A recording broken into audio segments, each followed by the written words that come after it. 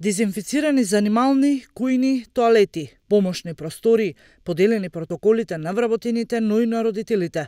Градинките од југоистокот спремни да започнат со прием на децата по 6-месечна пауза.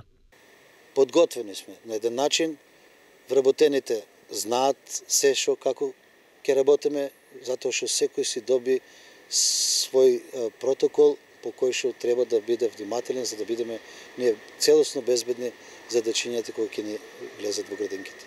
Градинките од југоистокот за сега немаат насока околу промената на работното време. Останува старото работно време, ама родители од скопски градинки веќе добиле насоки децата да им се земаат до 16 часот.